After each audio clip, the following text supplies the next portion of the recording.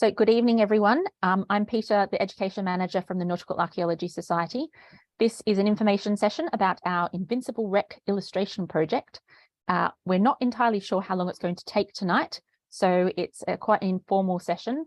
It's going to take place with me and Mark Hoyle, who is the illustration expert that has been teaching the courses. You'll probably be familiar with him because you all should have attended a course with him. If not, we need to talk and get you on his next course. And at the end of today, we have some very exclusive information about when the next courses are available. No one else knows yet because we only organised them yesterday. So we'll tell you that at the end to keep you entertained. Just a reminder of the protocols for online meetings. If you could just mute yourself unless you are asking a question, that would be great. If you wanted to keep your cameras on, that's fine. I'm going to start off by doing a little presentation just to remind us about the Invincible project. And then I'm going to hand over to Mark, who's going to actually take us through the logistics of what it's going to take to be involved with the project. And then we'll get a bit of a question and answer session going to make sure that everyone's happy with how this is going. This is a project format that we've never done before, so it's going to require quite a little bit of experimentation, but I think we've got a system that's going to work. Yeah. So just remember, you can keep your questions for the end after I've done my presentation and after Mark has gone through how the logistics are going to work. So we'll definitely want lots of questions then. I'm just going to share my screen for a little presentation that is basically a synopsis of the presentation that many of you may have attended that was given by Dan Pascoe, who is the expert on the Invincible. So I'm just checking now. You can just see a PowerPoint presentation on my screen that says Rochefort 1744. Yep.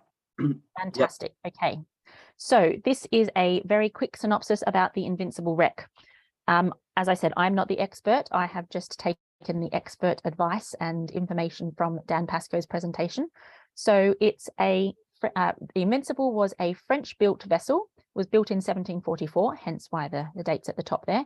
It was cutting edge for its time. It was a new type of naval vessel. It was a 74-gun ship. Basically, the French were trying to keep the English on their toes, as they always are doing, continue to do. So it was built in 1744. And it didn't last very long working in their fleet because it was captured by us, by the English, on the 3rd of May, 1747, off Cape Finisterre. So this is an illustration of that. And it was captured by Captain Anson. And because he recognized it was a superior design, that was why he captured it rather than sinking it, because that's always a better thing to do. And it then became the backbone of many very powerful navies. So it was really good that it was kind of a template and was copied and improved in many different ways. Dan Pascoe has been working on this for decades. He's the licensee of this protected wreck, and he's been working on it for a decade. And he says that it is the finest preserved example of a mid-18th century 74-gun ship. Now, considering it's a wreck, that means that there's not really many other examples out there, but it's really good that we have that because it is, as far as wrecks go, it is very well preserved. Now we come to the wrecking event. So it was used in the English Navy and it was wrecked. It was used in the English Navy for almost 10 years. So it wasn't wrecked until 1758. So it was about to go off to Nova Scotia to fight the French. So it was part of the 7 Years' War, England versus France, of course. And it was wrecked on the east coast of the Isle of Wight. So I've got a map here. For people who don't live in the UK, this is probably not going to be particularly helpful, but basically this is on the south coast of the UK. And you can see where the wrecking location is. I think it's a very beautiful historic map. So it adds kind of atmosphere to the whole effect. So it was wrecked on the east coast on the Isle of Wight. Now, thankfully, the captain didn't get blamed for the wreck, and thankfully no one died. It was just a really bad set of circumstances that meant that it washed up onto a sandbar. And as I said, no one died. They were able to salvage it over many months before it actually sank, and it only sank in 7 meters of water. So that was very convenient for them and very convenient for us when it was found. It was refound in 1979. It was rediscovered by a local fisherman, and it was investigated, excavated, and surveyed in the 1980s and 90s by John Bingaman, who is a very knowledgeable man about this site. And he kind of passed on the mantle to Dan Pascoe, and Dan is now the licensee and continues to work with John Bingaman. And although John doesn't drive anymore, I think. And so in 2017 to 2019, excavations were taken on this site by Bournemouth University and the Maritime Archaeology Sea Trust, and Dan was in charge of that. And that's where all of these photos come from. And this project that we're talking about right now was supposed to happen in 2019. And of course, we know why it didn't happen. It was all set to go, and then the world kind of stopped. So it's great that we can now get this started. Even though it's going to be an online project, I think it's still going to work and be absolutely amazing. So I'm just going to take you through, because the whole idea, that's the behind the scenes, that's the information about the wreck. If you want to know any more, that's fantastic. There's lots of information online, or you can ask questions. But the reason why we're here today is to talk about the artifacts, because you are going to be helping to illustrate the artifacts that are going to go in the publication for these, that could potentially go in the publication for this wreck excavation report. And that's the whole idea behind that. Probably the first illustrations you create are not going to make it to the publication, but maybe your second one will, or your third one will. And so it's all about having a tangible, kind of profitable way of you actually having an excuse to practice your illustration skills. There is an end in itself, rather than just having something nice to stick on your fridge. So let's go through some of the artifacts, and also a little bit, I suppose I'm talking to the converted here. I'm preaching to the converted, because you're obviously here because you want to illustrate things, but I'm just going to emphasize why photographs aren't going to cut it, or even photogrammetry isn't going to cut it. Once again, I have taken this information from Dan's presentation, and also his reasoning about why these particular artifacts need illustration rather than just nice photographs, which of course they have. As you can see, I'm using the photographs from various different stages of the excavation. So here you can see a wooden bowl, literally just removed from the seabed, still wet, still on site. We also have a sand glass that is one further in the stage. It's now been taken off the seabed, but it's still on the barge where they were excavating, still got a little bit of mud on it. Now, these are wooden objects and they look nice. You can see what they are, you can recognize what they are, but what you can't see are the markings on them.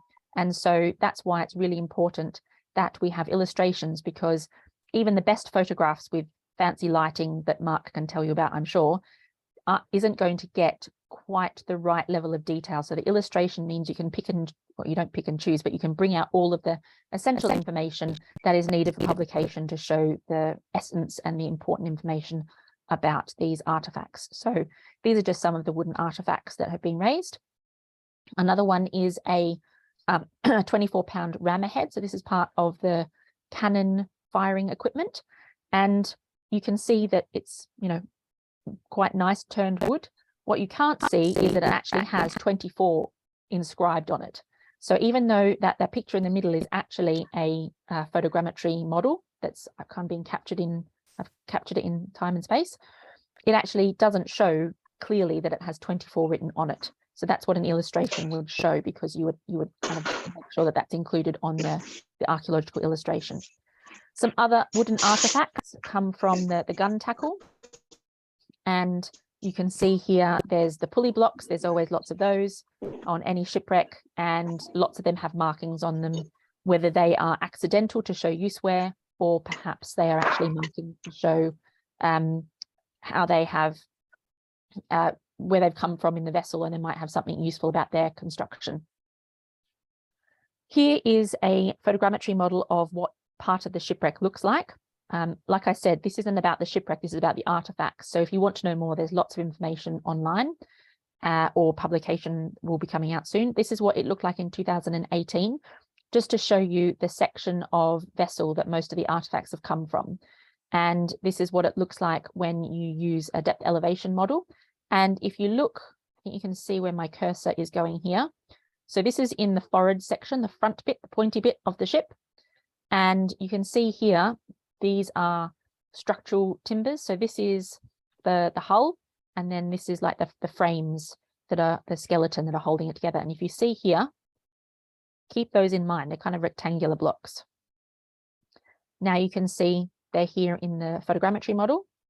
And you can see here, they are part of the gun carriage. They're spare carriage axles, and they're stored there and they've been raised. And, you know, they're bits of wood. They've been carved. That's great. Why do we need to illustrate them? Isn't a photograph enough? Everyone knows what a spare axle carriage looks like. Well, no, we don't, because you can see that with this photograph, you can kind of see that there's engravings on it, but an illustration would definitely show it much more in much more detail and much better for publication. Once again, we have another wooden object here. This is a box. I think in Dan's presentation, he said, oh, this might be quite complicated to draw. So that's where Mark's expertise comes in. I imagine there'd be lots of different angles and elevations that you would need to do to show all aspects of this. But what's really cool about this is it has a witch's mark on it, on the inside. Now, why would you need a witch's mark, a protection from evil spirits, in a box that had shot in it? So it basically just had lead shot for a swivel gun. Was that to kind of appease the fact that you were potentially going to kill someone with this, to keep away the evil spirits? Who knows? Very fascinating, but quite important to record on an illustration as well as in this photograph. Glass is quite tricky to photograph, as many of you may know, so illustrations can be very useful for that.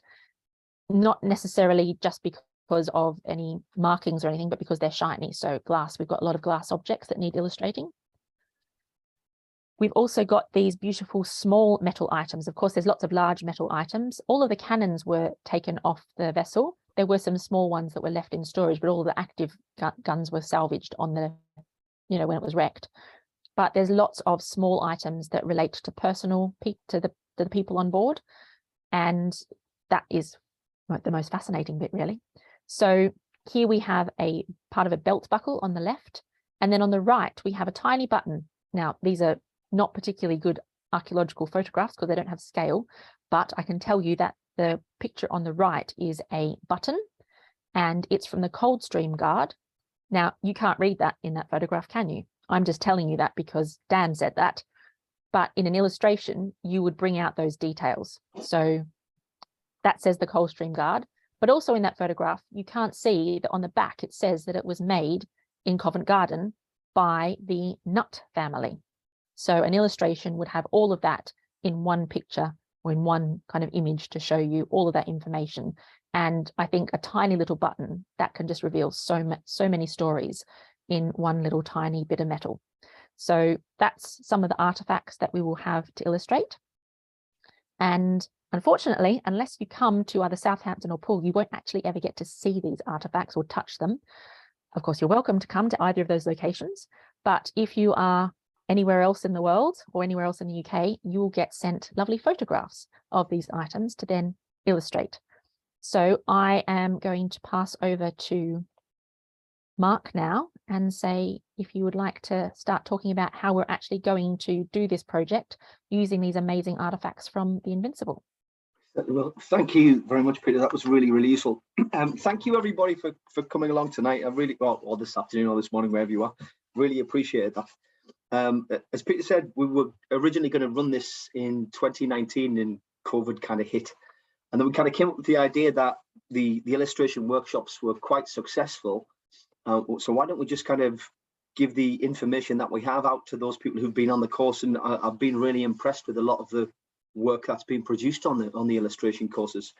So the idea is going to be kind of quite similar to what we've done in the workshops. Apart from this time, a lot of the work's been done for you already. The photographs have been taken, they've been scanned in, they have scale bars on them. And sometimes I think it's Dan might have taken a lot of these images. There's more than one image. You've got several images to work from.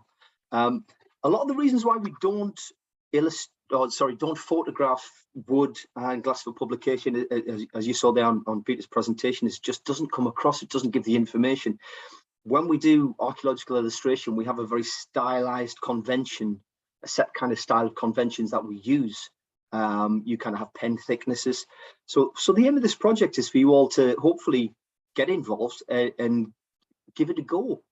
Use what you've learned on the course and apply that to actually drawing some archaeological artifacts. Now, we don't really care how you do them. Once you've got the photograph, if you want to print out that photograph to scale and hand draw it, scan it back in again, we can work with that. If you want to, those of you who came on the advanced workshop and want to use computer programs like Inkscape, Adobe Illustrator to ink them up, please feel free to do that. So the idea is that you take the skills that you've learned so far from the workshops and then try and increase your skill levels and get some publication under your belt, because I assume not a lot of you have got any kind of illustrative work in publications. If you have, fantastic. But it's a very good way to get your work in print and published. And the bonus is, I'll be here the whole time at the end of an email or Zoom call like this to try and help you out along the way. Any pointers that you need or would like help with, I will kind of farm them back to you and try and help you kind of build a confidence in illustration, because I know remotely it's quite difficult sometimes when you're at the other end of a computer screen to kind of go, yeah, I'll do that. But then actually getting down and getting into it, sometimes you're not really sure what to do. So the idea is that I will be here all the time, and I will be with you the whole step of the way from start to finish, from getting the photographs through to something that we're both happy with, or you're all happy with, that we can then give to Peter and Dan and say, right, here's some illustrations that we produced. And the process is going to be quite simple. Hopefully they'll be put on either Dropbox, or you send it via the NAS, a link that Peter's got, just so that all the images are stored centrally. I'm not really sure how to do this at first, Peter, whether we let people kind of have a look at what they'd like to draw first, you know, for confidence level, so people can kind of you know, have a look at the images that we've got and say, actually, I'd like to give that a go, or whether we just kind of individually farm out objects to people and kind of see if they're happy with them. Because of course, you know, some people might want to draw one object and someone else might draw the same one, but that's not a problem at all, because what we can do is we can take both illustrations and then I can have a look at them. I can see which features stand out, which don't, and then if you want to work in collaboration with that other person, you can produce an illustration together, and something which, you know, two heads are better than one sometimes, get something for publication that way. So there's kind of plenty of ways to do this. Don't feel like you're ever going to be on your own and we're just going to give you a link somewhere and say, right, please produce some illustrations, because that's not the case at all. The idea is that we want to get some really high quality images for publication that are produced by yourselves, and because it's an amazing project to be involved in. They're a lot newer than objects I'm used to working with. I'm used to working with objects from 2,000 years old or 10,000 years old. So again, it's good for me to do. I do a lot of timber illustration as well. And a lot of the time it's done in line drawings, and we've seen that on the courses that we've done. Again, if you want to do them as a pencil drawing that we've done, those of you who kind of drew your spatulas or your wooden spoons from your kitchens, by all means kind of use that. I would say it's not a massive commitment, but it is a commitment. You know, once you get involved and you get an object, we would like to kind of have, I suppose, set a time scale on this at some point, Peter, but it can be flexible. We're not going to say, right, this needs to be done at the end of the month. If you can only give us an hour a week, it's an hour a week, and we really appreciate that. So, you know, but we also have to bear in mind that there will be a publication deadline at some point. So we want to try and get things moving and kind of not stall, because I know Christmas is coming up and that gets in the way, and suddenly it's the new year and things come in. So I'd like us to maybe kind of try and get a start as soon as possible on either just selecting the artifacts themselves. And the usual thing is, we've got the images, they've got scale bars on there. The drawings themselves, you do not have to scale the images. I will do that for you, okay? I will make sure that all the images that come through and go into Dropbox, I will take them into Photoshop. I'll change the contrast and brightness and make all the information that Dan kind of wants from the images stand out, and set them to a scale, and I will actually put on the image what the scale is. So if you bring that into another program or you print it off, it will actually have the scale. So it might be like the object might be at 1:20 or 1:10 or 1:1, depending on what size they are. So you don't have to worry about that at all. I'll take care of all that. Again, if you just want to have a go at the photographs we got in there with the scale bar, as long as you kind of register the scale bar on your drawing and kind of write on what it is, I can then take those scans and images and actually get them scaled for publication, because you need uniformity, and this kind of standardized conventions will come through at the end, but we don't have to worry about that at the moment because the illustrative process is kind of very flexible. Sometimes you try things out and you think, actually, this doesn't really show what I want. But as Peter said, because a lot of the timber or a lot of the woodwork has detail on there which can't be shown through photographs, they are very stylized and standardized conventions, which is just line drawings for publication. So they might look very simplistic to you, but to the specialist, that's all they need. They've got all the information on there, they're to scale. You might have a side view, front view, and I know we can't do sections because obviously we don't have the objects in front of us if they're just from images, but that's not an issue at all, because in the specialist reports, they will give the dimensions that we need. But the idea is you're just going to convey the material type and actually all the information that Dan wants to show on that image. And if you aren't sure, you can just circle on a screen grab and send it back to me or Peter, and we'll kind of try and work out exactly what Dan wants to show and kind of what scale things and we are. So hopefully that sounds all right with everybody. Fingers crossed. So do we have any questions so far? Please. Well, before we do that, Mark, Yeah. did you want to actually show the artifacts that we have so far? Do you have them available, or do you want me to show them? I certainly do. I was looking at my computer thinking, how on earth do I share my screen on this? As I've got multiple screens on the go at the moment. So let's see if I can get this to work. Well, while Mark's doing that, shall I ask if there's any questions that I might be able to answer? So if anyone's got any questions, you can either unmute yourself and ask them or put them in the chat.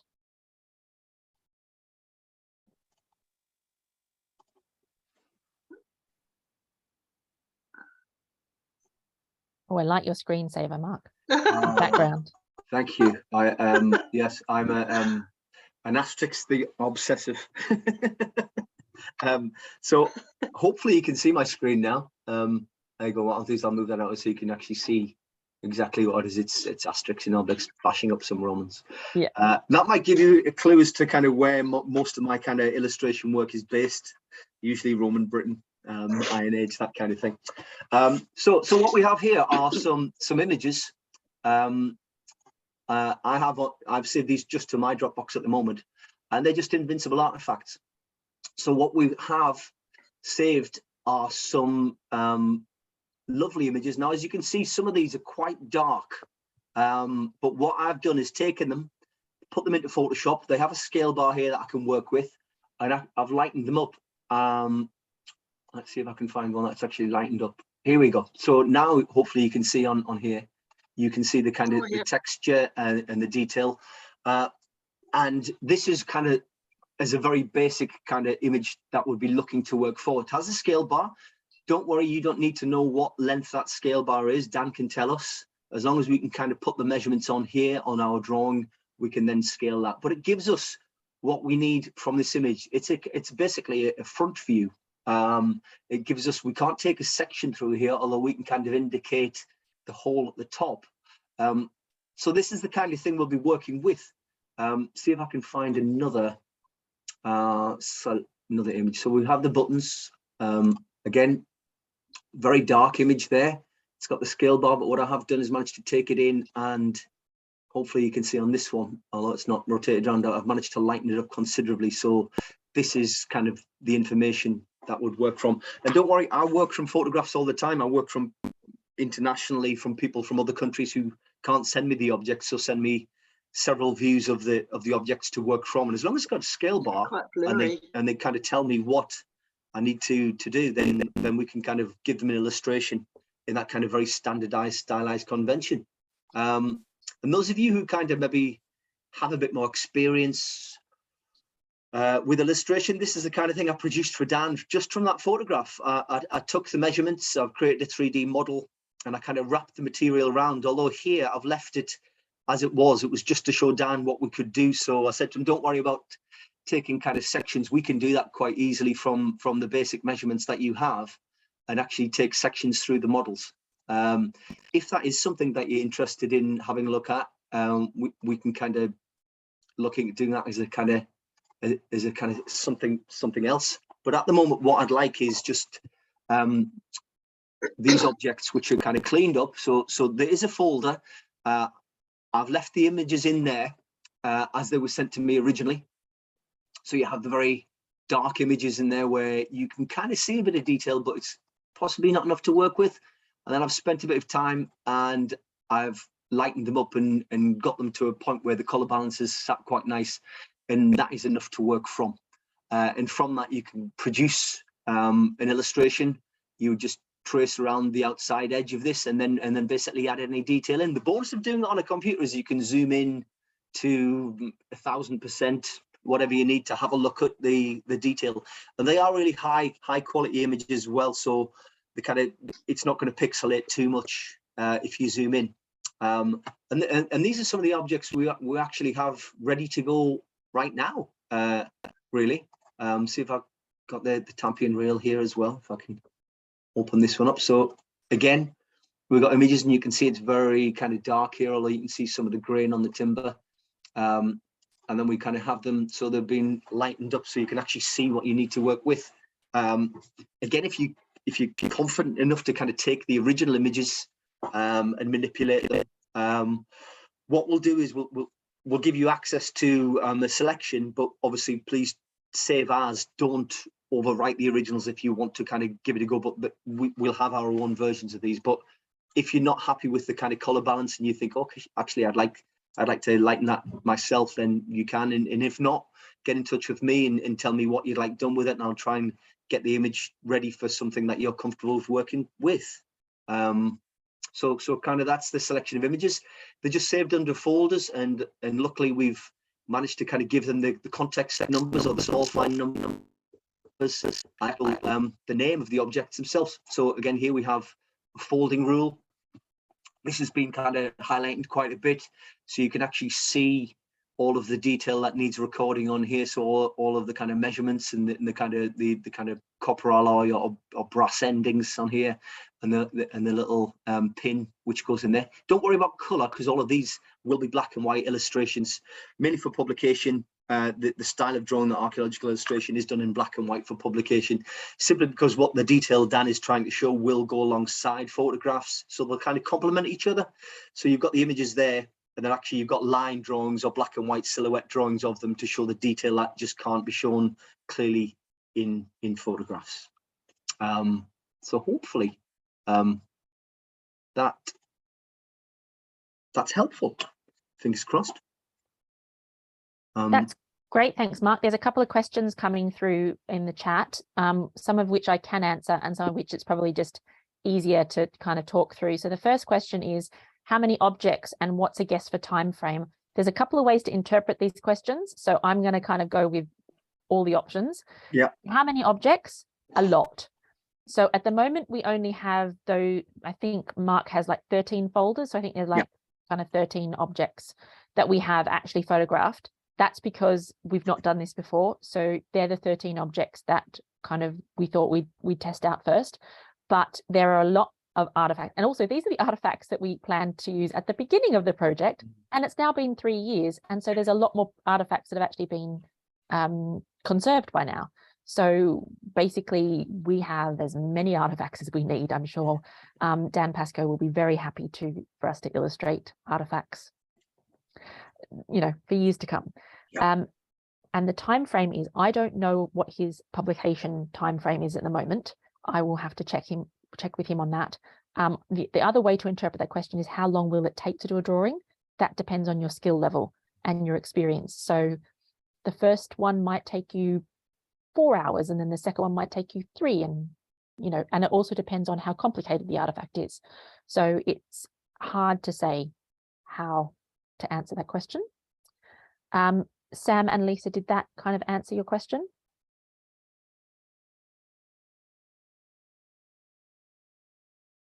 Hopefully. Yes, it does. Thank you. I was asking about the whole project time frame before we had to be complete.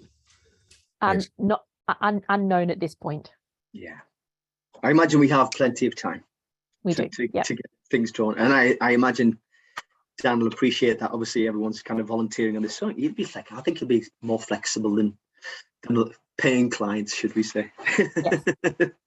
And also, this is just one project with Invincible artifacts, but there's lots of collections out there that need illustration. So there's not like just this one collection to work with. If suddenly Dan says, oh, we need everything by tomorrow, we will have other stuff to work on. Someone's asked, is there a refresher course or a recording of the course? Everyone was sent a recording of the course that they attended. If you have lost that link, I can send it to you again. If you've only done an online course, but you want to do it in person, we will be having our first in-person course as long as we don't have another COVID outbreak. What's our date? What date we decide? 17th of March. That doesn't sound right. I think That doesn't sound right. Give me 2 seconds. I've got my email right next to me. 18th of March. Is that right? 18th of March. March. Let's have a look. That's a day. Yes. Sorry, 13th of March. No, 18th of March. Yeah, Saturday, 18th of March. At Southampton University. Yeah, 18th of March. Yeah, I got the date wrong because the other one's May for 13th. So yeah. We've had a question, can we see examples of different approaches? Now, Gwyneth, I'm not sure what you mean by the different approaches. There's also, someone else has asked to see whether there's examples. I mean, there's examples, these are standard illustration methods. So if you look in any publication of archaeology, that's an example. But I suppose that is different, if you're going to look in a terrestrial land excavation report, you're not going to see, kind of cannon equipment and, maritime equipment. So there are other examples of particular types of artifacts. These artifacts haven't been illustrated yet. That's why we're getting you to do it. But there are other similar artifact types that have been illustrated. And as NAS members, you all have access to the IJNA online, or you should have. And if not, we can arrange for that to happen. And there are lots of publications in there that have lots of artifacts that have been illustrated. So hopefully that answers that question. Yeah, again, Peter, if it's okay, if anyone wants any kind of inspiration or examples, you can have a look at my website, which is markhoyle.com. And that's got everything from pottery to reconstructions to small finds. And there's various different styles, line work, stipple work, 3D work. Just to let you know, there's not kind of one way to do this. There's many ways to do this. It's what ultimately we're trying to do is to display the illustrations of the object in the format that everyone's comfortable with and actually looks like the object. So there's more than one way to skin a cat, if you pardon the phrase, as it were. I've got 2 cats downstairs and I don't skin them. So yeah, there's lots of ways to do a drawing. So there's no, although we have standardized conventions, you can do them in pencil. You can scan that in and manipulate the images. And again, if you have a look at my website, there's so many different ways to do archaeological illustrations. So don't worry about having to do it to a certain style, because as we've done on the beginner's course, some people like to do pencil sketches. Some people like to do, sorry, I shouldn't say sketches, pencil drawings. Some people like to do black and white line work. It's whatever you're comfortable with. The medium's not an issue. The issue is scale and accuracy. That's what we need. And we're not really bothered about how you do. I mean, obviously you're not going to do an oil painting or a watercolor, but the idea is that you can use pencil and even pen and ink. I still use physical rotring pens to actually physically hand draw objects all of the time. But things like flint and glass, I just use images and hand drawn, scaled, measured hand drawings that I've got of the objects to then put them in a computer and draw. But then we're kind of taking that measurement away because the photographs are going to have already been that's the measurement that we're going to work from. I can see in there from Janaki, I think it is, I apologize if I've pronounced that wrong, 2D or 3D. We're going to start off 2D drawings, and then obviously if people want to have a bit of confidence, take it a bit further, we can always look at creating some of the 3D models that I showed earlier. That's not a problem at all, because for popular publications, they're becoming more and more frequent. I can also see Sam Lisa in there about graphics tablets. By all means, if you've got one, don't feel like you need to spend your money to get one for this. I use one all the time, but I also use a mouse as well. And I combine both on a daily basis. I have my see if I can show, well, I probably can't show you here. I've got my graphics tablet right here in front of me. but I also have my mouse as well. So I use both depending on what I'm doing. The pen's great, but sometimes it just doesn't give you the control that a mouse can still give you, because unless you're really confident in using drawing programs, you're not going to be using the kind of pen sensitive pressures and stuff to create different pen thicknesses. I imagine you're not going to go that far. If you are, great, but yeah, by all means, you don't have to get one just for this. But if you want to get one and give it a go, by all means, they're fun. They are fun, but they can be quite expensive for good ones. Cheap ones aren't worth it because they don't do what it's like anything. They don't do what you want them to do, really. They're just like an overpriced mouse, which doesn't really work.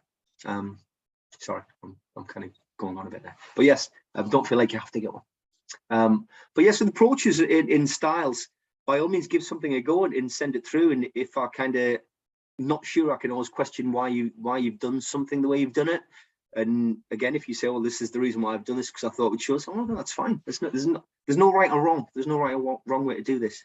We just need them to be kind of accurate and with a scale bar on them, really. There's also a question about Photoshop and Procreate digital drawing. Yeah. So I think the question is, well, hopefully the answer is that we can do traditional illustration. Yeah. You don't have to have fancy digital methods.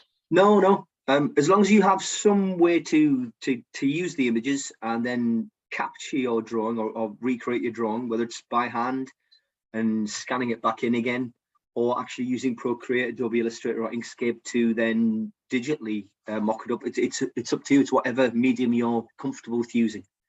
I think that's the key. There's no, you have to use a certain program to get the drawings. That's not what we're kind of here for. It's just to create an accurate drawing. So I suppose it might be useful to kind of go through a process of what would happen if someone said, right, I want to be part of this project, which is what everyone's here today to say. So they all say, right, I want to be part of this project. We've shown the images of the different types of artifacts. We can make these available for, so basically we can put these on Dropbox. Well, actually, they're already on Dropbox. I can make them accessible to the people who are here today. And then they can choose which one they want to do. They'll email me back saying, this is what I'm going to do. And then I'll keep that on file so I know if I need to prod people. And then you start doing what you need to do. And you can download the images. You then either print them out and then do illustration, or you manipulate them in some kind of program. So Mark, you might need to take over here because I'm a pen and ink kind of person. So. Yeah. Again, as Peter said, you can use whatever program you're comfortable with to create the drawings. Obviously not PowerPoint or something like that. It's not going to give you a nice drawing. But whatever program, whether it's Photoshop, whether it's Inkscape, Procreate, the Adobe Illustrator, you can use whatever method you feel comfortable with. Again, as Peter said, I usually traditionally still hand draw a lot of small finds because if nothing else, I just enjoy the process. It's not any quicker or slower than doing it digitally. It's just an extra step in the process. And then when you're happy with what you're producing, you can send the images back through to Peter or email myself before they get to Peter, so we can have a kind of maybe a filter to make sure we're kind of happy with the standard of the illustrations. And when I say standard, you're not going to get marked on these. These aren't going to be something where I say, D-, please start again kind of thing. It's to try and build your confidence and kind of, pick any pointers up and say, okay, I really like that. What about this? What we're trying to show here? Do you think there's enough information you've got for this part for the image? And again, it's a process. It's with every single project I've worked on over the last 30 years. Every project's different. What the end result is the same, but the process to get there is different every single time. And there's no one way to do it. And there might be questions that we need to fire to Peter or Dan to ask, saying, okay, well, what does Dan really want to be shown on this image? Is everything we got here? What's he going to write in the report possibly? and you know, I might be able to get hold of some of the specialist reports to see why Dan's. So it's a kind of, it's a very fluid process. Again, it's just getting started. Pick an image. Again, as I've said, and Peter said, she'll make them available online, but please let her know which images you're going to be working with, because obviously that's really useful to keep a log of obviously what's getting drawn and what hasn't been drawn, because the last thing we need is 20, 30 people just doing one object and none of the others get touched, because they're all beautiful objects in different ways. And thinking, well, that looks simple, I'll draw that one, because that's not always the best way to learn.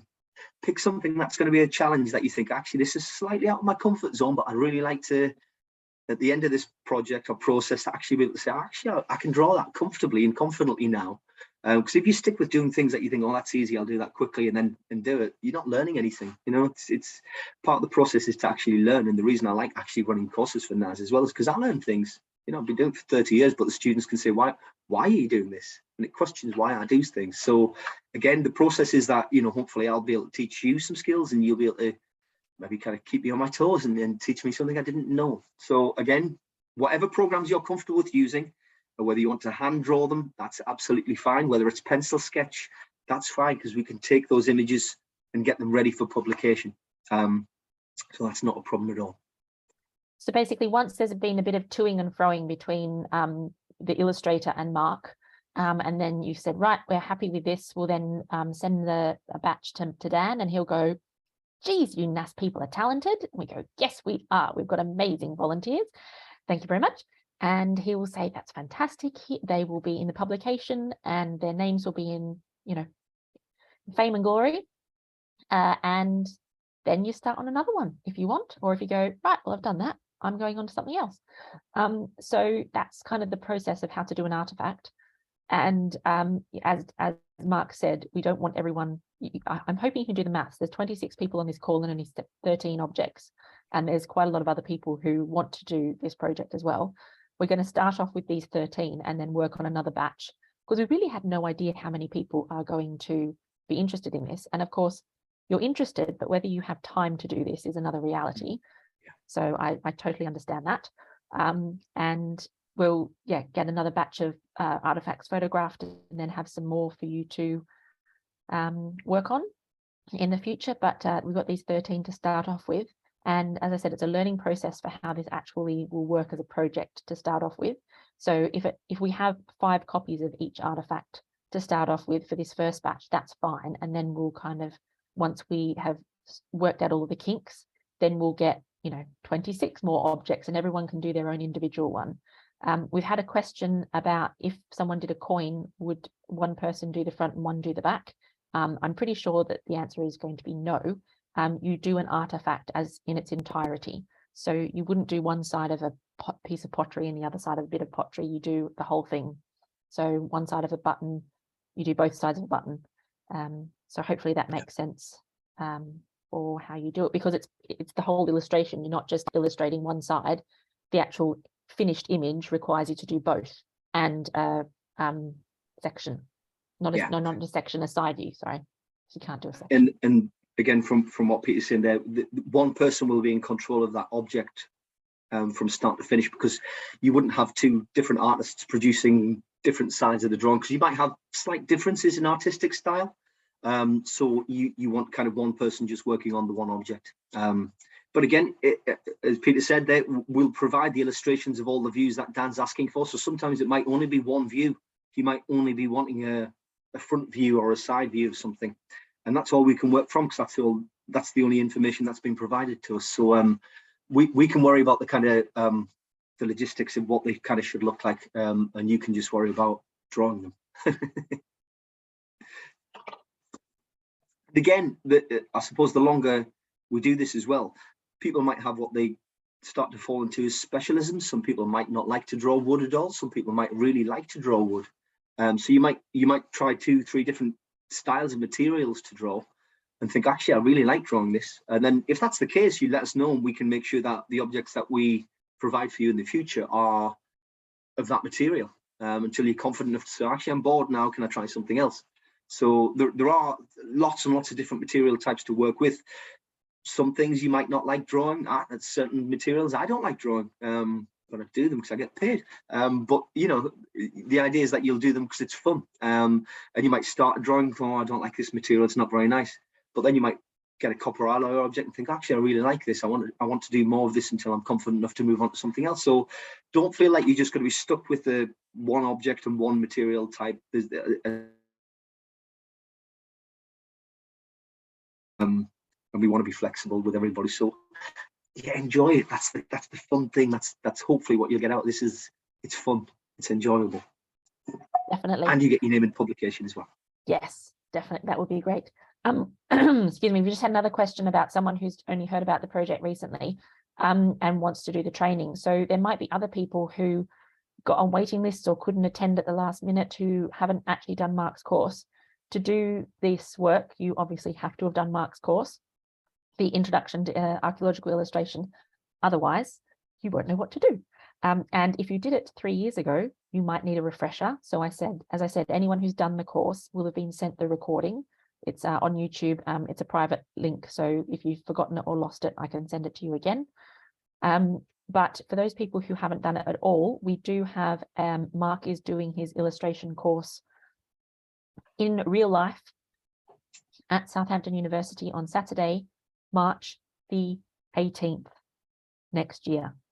I got all of that right, didn't I? Yes. Yeah. Yeah. And also more groundbreaking news for those people who have done his first course, the archaeological illustration course, but want to take it further and do his digital illustration course. We are offering it again on May the 13th. That's why we got the 13th confused before. Yep. So that will be online. So of course you can do it anywhere in the world as long as the time zone works for when you wake up. Make sure you wake up at the right time. So they're the two training options for you. If you are somewhere in the world and have not attended Mark's first course and cannot get to Southampton, we do have a system where we can sell you a recording for a reduced price. And that's what we did for some people for another project. So hopefully that answers your question, Ross.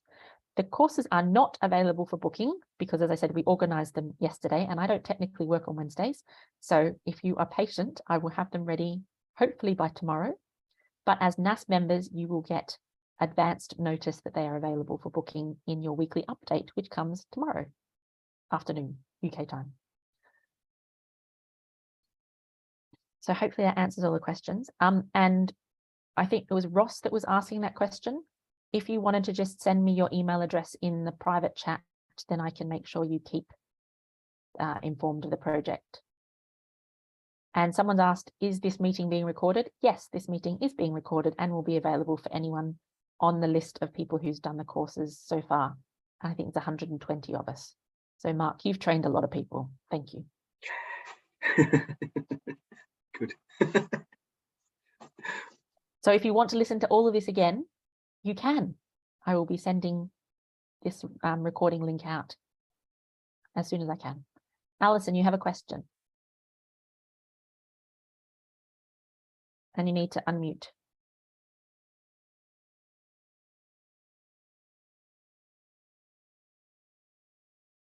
You right there?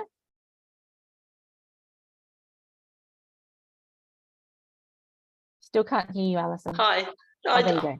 I'm in New Zealand. I can't get back for March.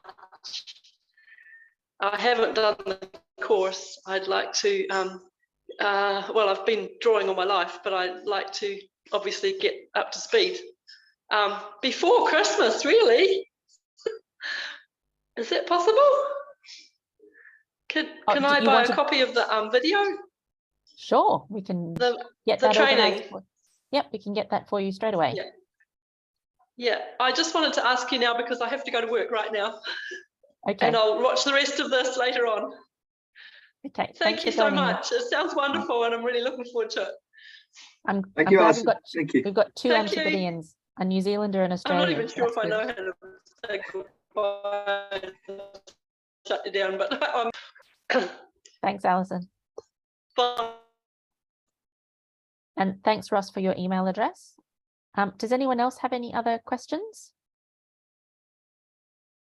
that they either want to ask verbally or write in the chat?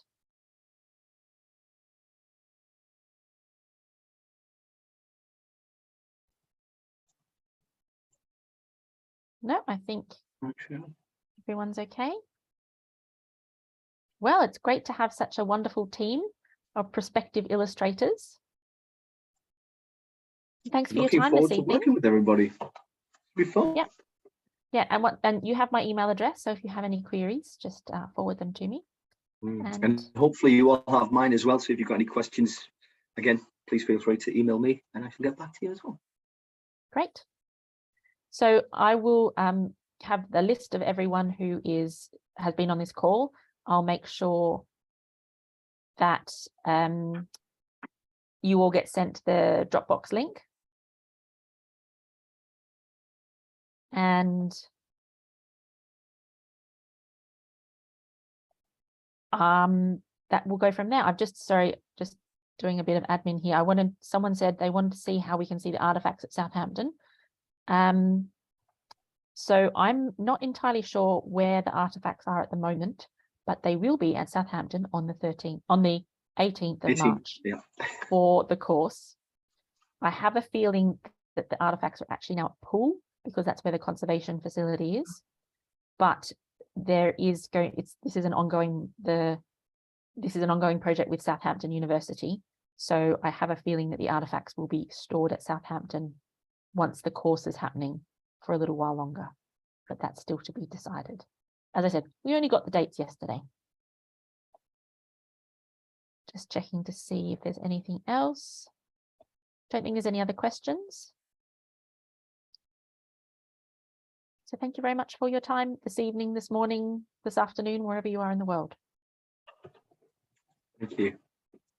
Thanks very much.